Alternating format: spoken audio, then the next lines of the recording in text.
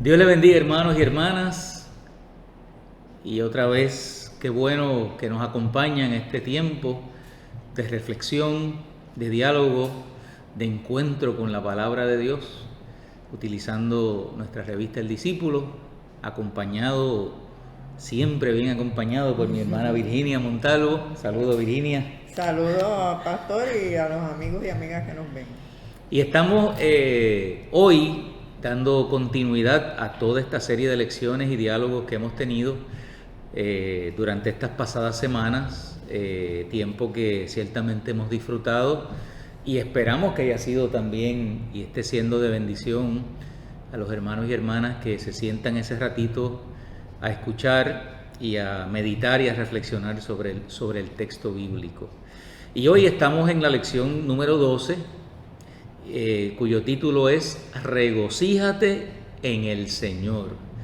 El texto bíblico que vamos a estar haciendo referencia, como lo hemos hecho, hemos utilizado también en los encuentros pasados, recientes, estamos en el libro de Apocalipsis y hoy estaremos mirando el capítulo 19 del libro de Apocalipsis, los versículos del 1 al 8. Apocalipsis 19, versículos del 1 al 8. Les invito, hermano y hermana, Virginia, que tengamos un momento de oración para entonces comenzar nuestro encuentro.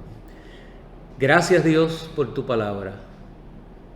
Gracias, Dios, porque ella nos sigue ayudando.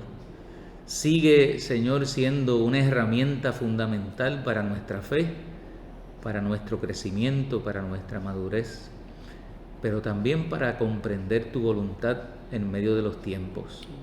Y gracias porque en ella, Señor, siempre encontramos palabras de vida, palabras de aliento, siempre encontramos dirección para nuestra vida personal, para nuestra vida colectiva también.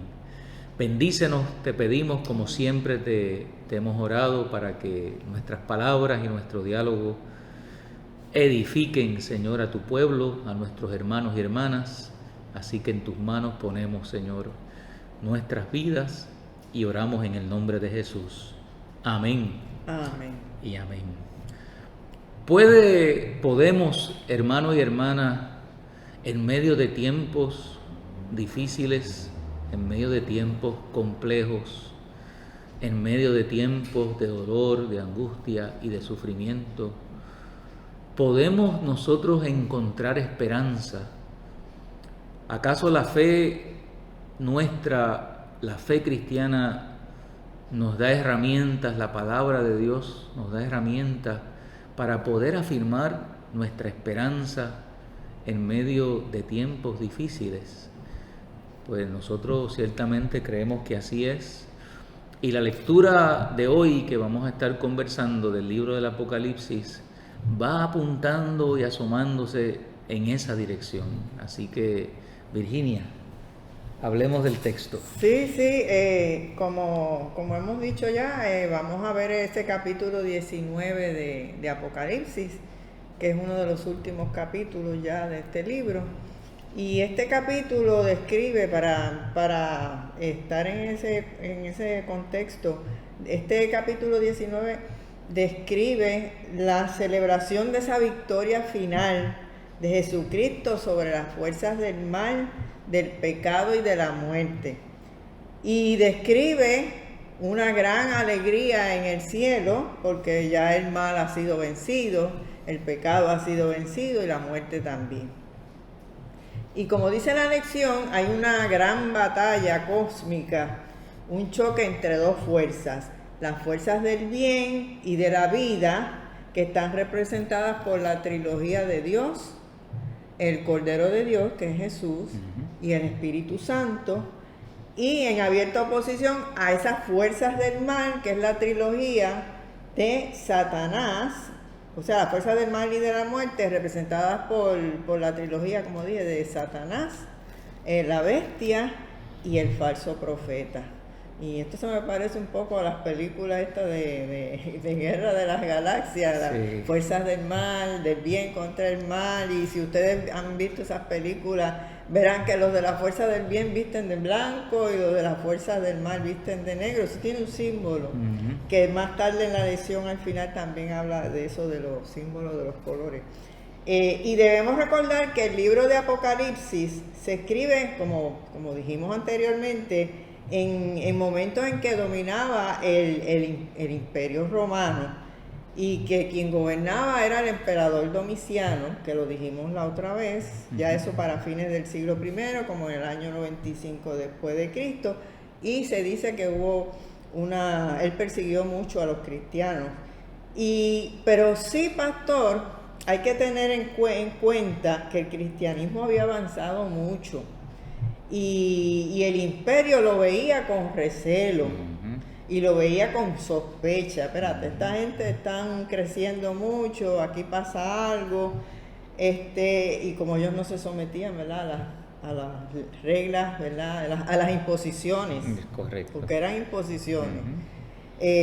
Los judíos veían en ese imperio romano la encarnación de esas fuerzas del mal, de la violencia, de la injusticia y de la opresión. ¿Y por qué? Porque les quitaba calidad de vida, les quitaba bienestar. Y hablamos del simbolismo, y uno de los símbolos es que llamaban Babilonia al imperio romano. Y si usted se lee el capítulo 18 anterior a en ese capítulo 18 habla de la destrucción de Babilonia, que ese es un nombre metafórico que usaba el Juan el Vidente para referirse a ese poder mundial de la maldad y todo lo que representaba. Así que recordando el hecho de que el pueblo judío había sufrido a manos de otro imperio, que era el de Babilonia. El de Babilonia, correcto. Así que ellos veían en este imperio romano, como dije, una encarnación de aquel imperio que también los había oprimido. Y así que esos capítulos 17, 18 y 19 describen muy bien las fuerzas del bien han vencido sobre Roma, que perseguía, apresaba y mataba a los siervos de Dios. Añadir a eso, Virginia, que para que recuerden nuestros hermanos y hermanas, que el cristianismo en ese primer siglo, ¿verdad?, en ese contexto que ya hemos descrito, estaba pasando, ¿verdad?, por un periodo muy difícil de persecución y de muerte, y parte de esa persecución tenía que ver con el asunto de mantener su lealtad y su fidelidad a las enseñanzas, ¿verdad?, de los apóstoles, pero a la persona de Jesús. No podemos olvidar que para los cristianos del primer siglo y para nosotros todavía y nosotras en el día de hoy, nosotros decimos que Jesucristo es nuestro Señor, ¿verdad? El término y el concepto es el Kyrios. Y tenemos que poner eso a la luz del contexto del primer siglo, donde lo que se conoce como la religión del imperio, ¿verdad? Que lo cual quiere decir que el imperio romano tenía su religiosidad, ¿verdad? Tenían sus devociones y sus lealtades, aparte de ser una cultura, ¿verdad?, con mucho sincretismo, ¿verdad?, y quizás muchas creencias también. Pero la religión del imperio era que se entendía que la figura principal, el jefe, la autoridad del imperio, era una figura puesta por Dios, ¿verdad?, puesta por la divinidad.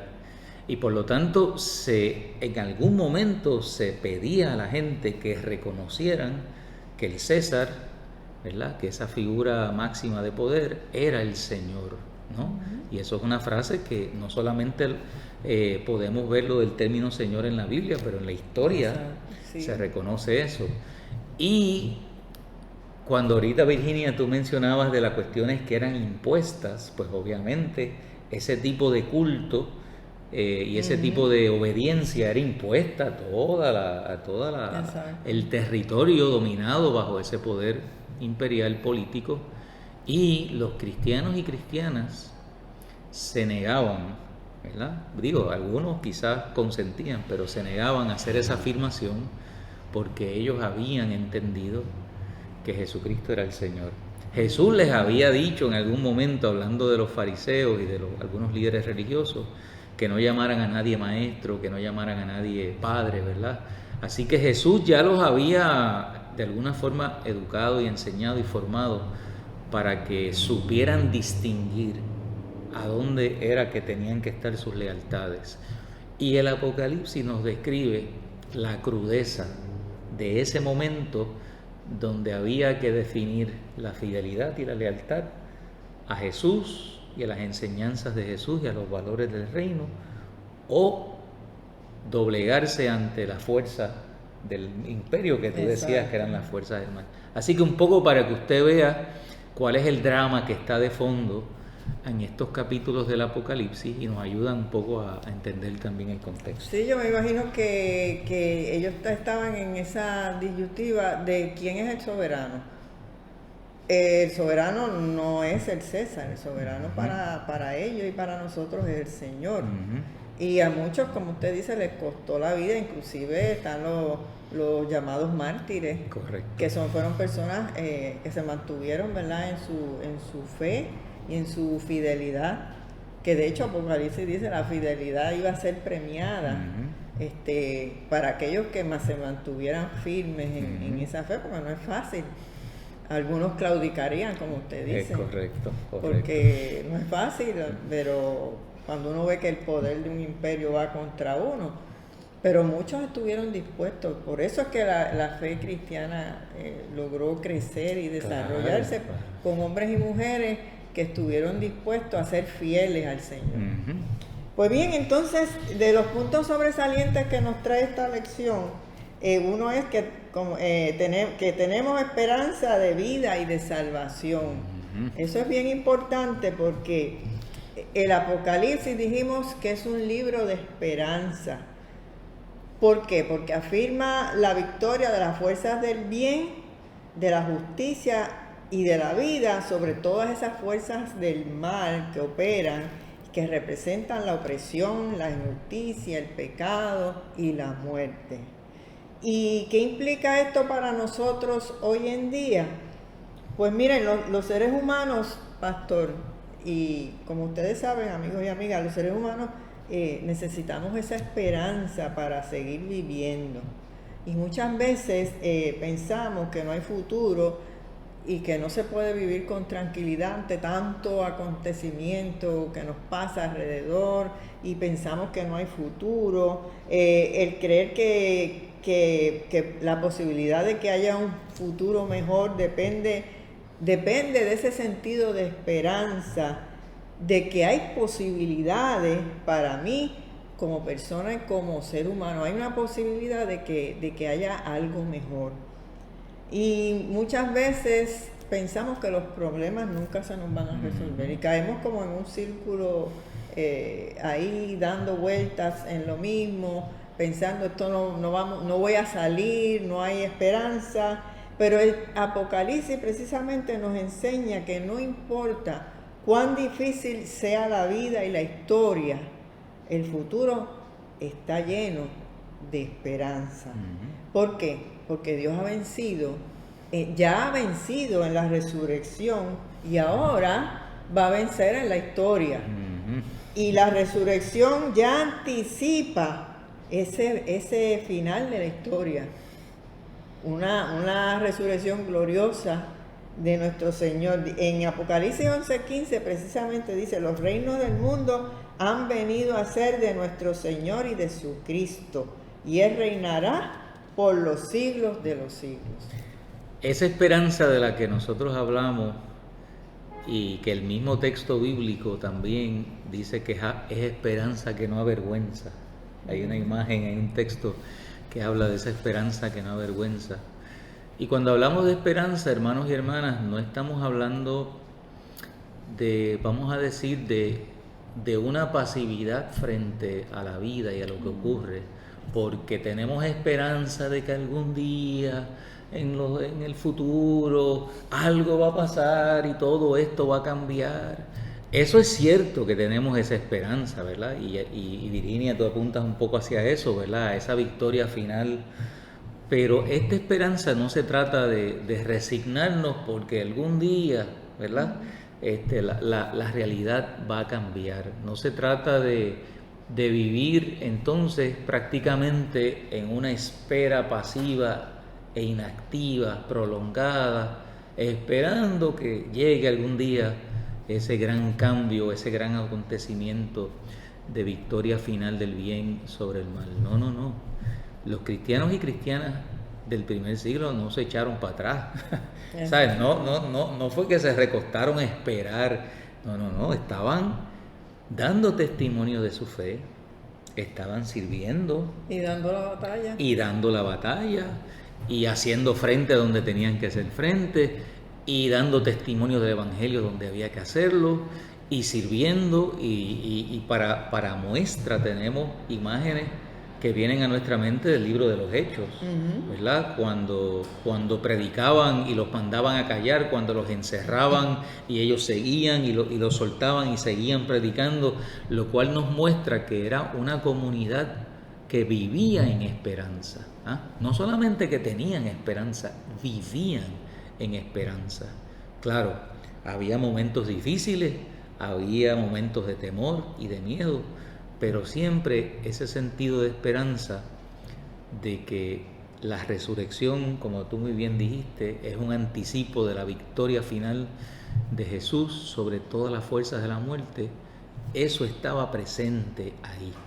Por lo tanto, esta es una esperanza no que nosotros añoramos en el futuro lejano, es una esperanza en la cual vivimos.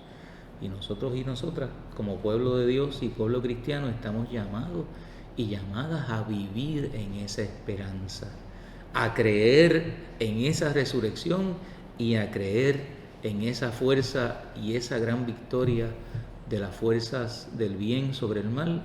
Por eso no podemos dejarnos vencer por el mal. Exacto. Como el mismo texto bíblico también afirma, me parece que el apóstol Pablo, sino con el bien vencer el mal y siempre con esa fuerza de la esperanza. Exacto, y debemos trabajar para construir ese mundo nuevo de fe y de esperanza, no, como usted dice, no estar pasivo esperando, sino que nosotros tenemos que poner de nuestra parte. Si no hubiese sido así, hoy no estuviéramos aquí. Nada se hubiese logrado, sí, exacto. Porque si no hubiese habido aquellos primeros creyentes que se mantuvieron fieles a esos principios y no claudicaron, pues gracias a ellos estamos aquí y podemos hablar de Jesús y podemos, ¿verdad?, tener esa libertad. Pero hay que construir ese mundo de fe y de esperanza, sabiendo que ya hay un anticipo, como usted dice, y hemos hablado en la resurrección, de que hay mejores posibilidades. Eso es así.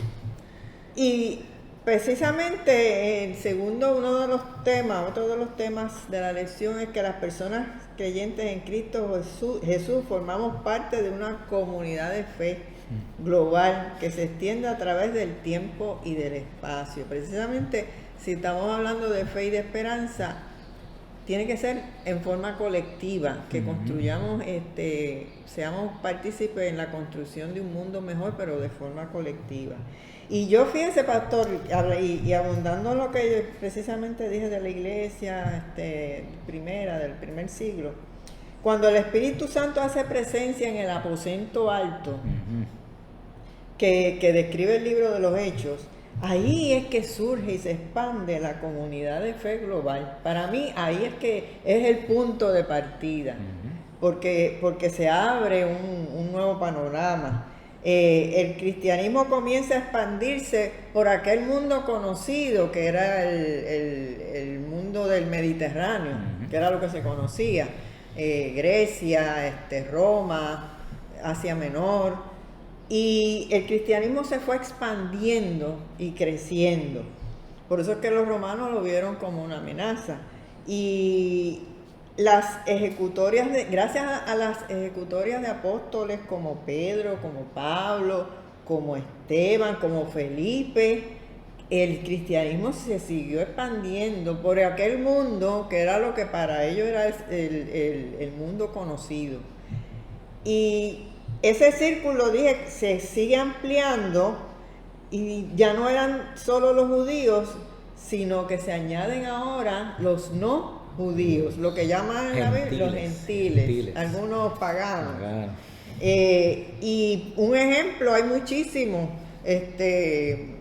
La iglesia de Filipo, la iglesia de Tesalónica, los efesios, todos esos eran gente griega, la mayoría.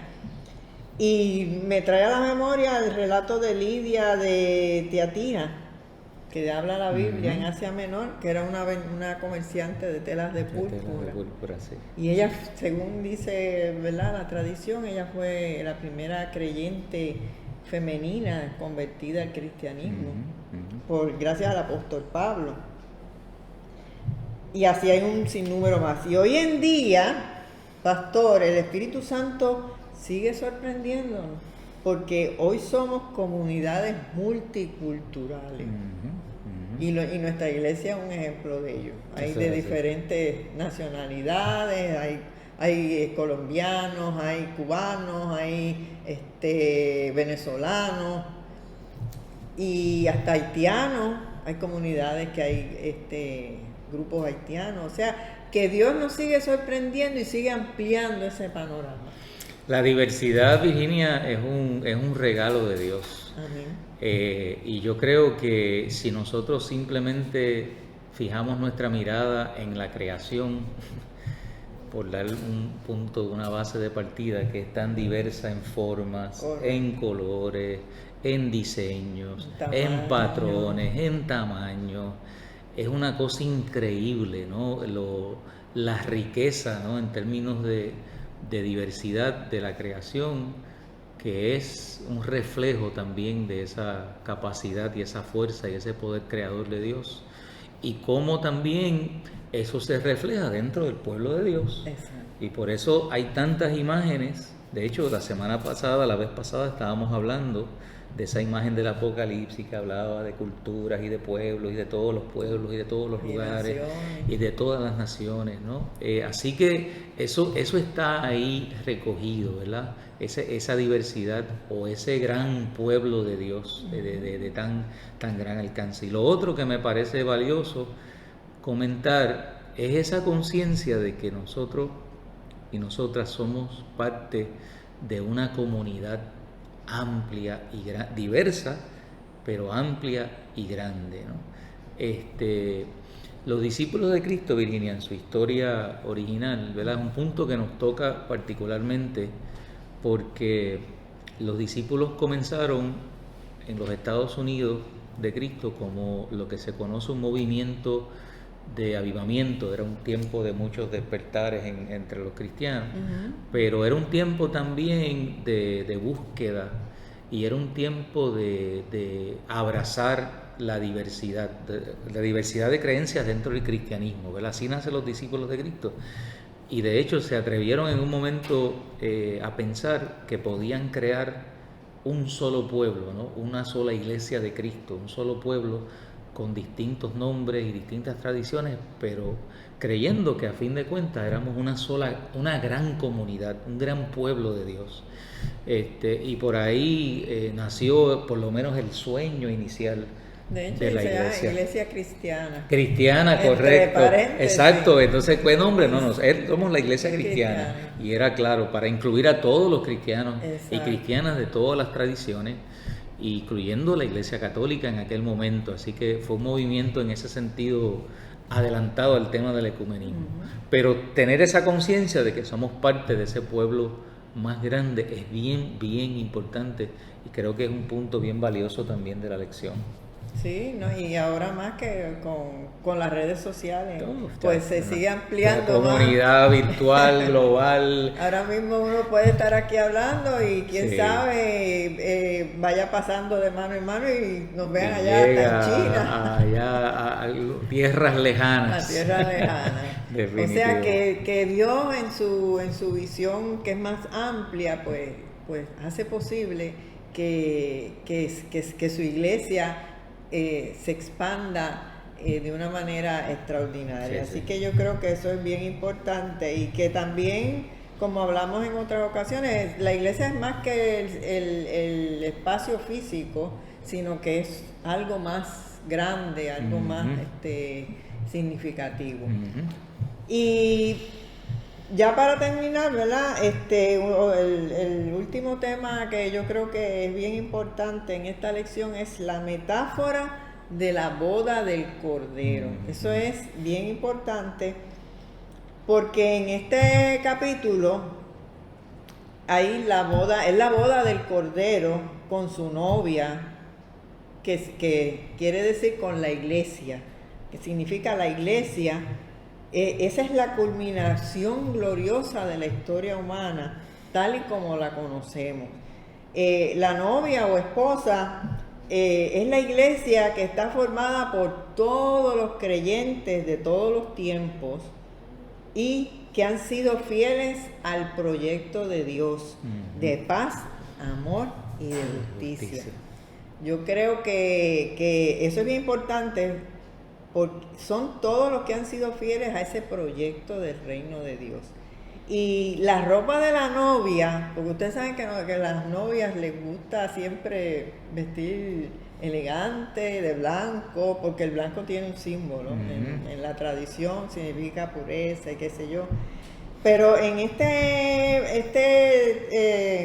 capítulo, la ropa de la novia, su atuendo, su descripción es importante porque es un contraste con la ropa de la gran prostituta que habla, que quiere decir, la gran prostituta, como dice el vocabulario, significa Roma. Roma es otra imagen, otro símbolo que está ahí, sí. Que son las fuerzas de maldad. Y en el capítulo 17, en el versículo 4 dice, refiriéndose a esta mujer que representa las fuerzas de maldad, dice, aquella mujer iba vestida con ropa de colores púrpura y rojo y estaba adornada con oro, piedras preciosas y perlas. Y la púrpura era una tela, era un color, creo que se saca de la tinta de los pulpos. Y esa era una industria en aquella época. De hecho, la Lidia era comerciante de eso. Era una tela costosa, cara. Y los únicos que podían pagar esa tela era la élite, los poderosos, los que oprimían. Y por eso esa imagen lo asocia a esta mujer con ese color. Y entonces la novia, fíjense en la vestimenta de la novia que dice ahí, es de lino blanco y puro de la más alta calidad. Es un contraste de colores.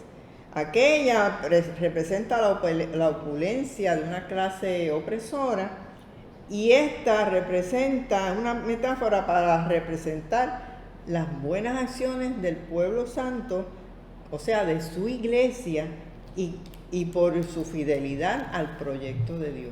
Todos los que son fieles al proyecto de Dios son dignos de ser vestidos con esa finísima tela de lino blanco. Qué interesante esas imágenes, ¿verdad, Virginia? Porque aparte de que nos ayudan a entender el texto bíblico, Exacto. pero también nos ayudan a reflexionar, ¿verdad? Estas imágenes de la gran ramera, de Babilonia, del asunto de los colores y de las ropas, nos ayudan, ¿no?, a nosotros también pensar en nuestros escenarios actuales, dónde es que se encarna, ¿verdad?, el mal, dónde es que se encarna el pecado, más allá de lo personal, sino lo que se llama el pecado estructural o el pecado social, dónde es que se encarna la muerte, ¿no?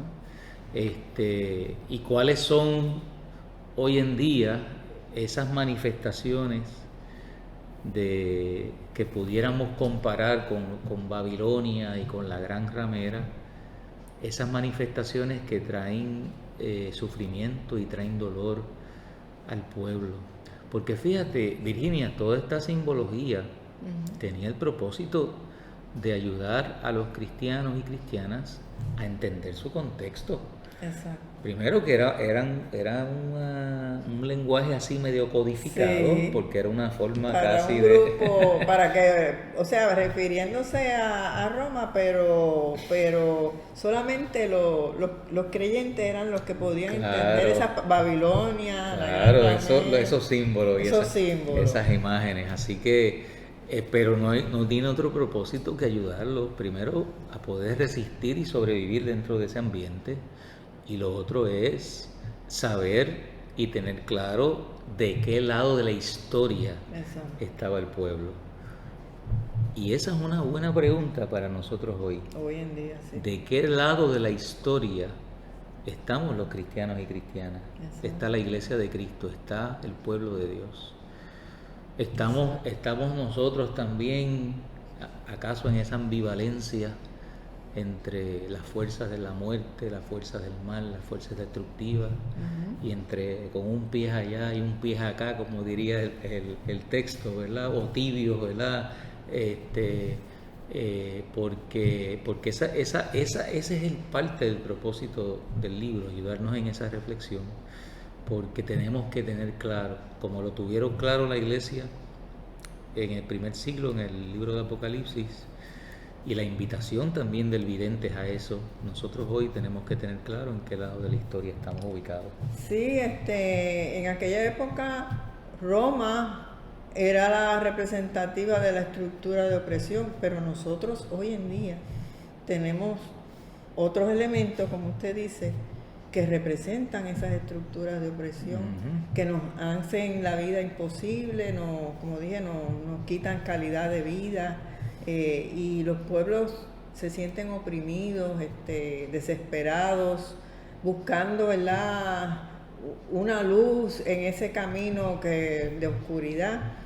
Pero precisamente este libro de Apocalipsis nos habla de que hay esa esperanza, pero que, claro, como pueblo, como dijimos, tenemos que también ponerle nuestra parte, porque Dios hace la suya, pero nosotros estamos llamados también a hacer la nuestra, para hacer posible que el reino de Dios se haga posible, y valga la redundancia, porque de otra manera no puede ser. Si vamos a estar pasivos, pues no vamos a lograr mucho, pero si nosotros nos disponemos a ser partícipes de ese proyecto de vida de Dios, entonces la victoria está asegurada. Definitivo, definitivo. Y me gusta también, para cerrar, esa imagen de la boda del Cordero. A lo mejor son imágenes que nosotros las vemos y decimos, la boda, el Cordero y la ropa. Hay que entender, hermano y hermana, que eso fue el lenguaje del primer siglo. Exacto. Y son experiencias e imágenes que le hacían mucho sentido a la gente en ese tiempo, que para nosotros quizá parece algo que incomprensible. Pero lo que me gusta de la imagen es esa reunificación de la iglesia, esa reunificación del pueblo de Dios con Cristo en la historia, esa reunificación universal, ¿no? Global. Eso es espectacular, ¿verdad?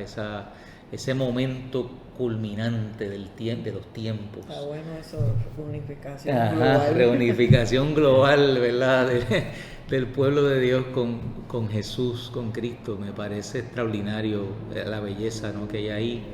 Y precisamente por eso, por esa reunificación que nosotros sabemos que ocurrirá al final de los tiempos, no sabemos cómo va a ser, no podemos darle las precisiones ni los detalles, pero creemos que es así. Creemos en esa culminación de la historia y de los tiempos, de la victoria final de la vida sobre las fuerzas de la muerte. Y por eso es que vivimos, y por eso debemos de vivir en esperanza, porque sabemos que hacia allá vamos. Mire, olviden, hay muchas situaciones de sufrimiento, de dolor. A veces sentimos que el tiempo y la realidad es insoportable, pero no dejemos de creer y de confiar, no dejemos de trabajar, no dejemos de hacer, de proclamar, de vivir, de anunciar la buena noticia de Dios, porque ya nosotros sabemos el final Exacto, de esta de historia. victoria. Y tenemos la esperanza de que llegaremos ahí. Amén. Que así nos ayude el Señor. Amén. Dios les bendiga, hermanos y hermanas.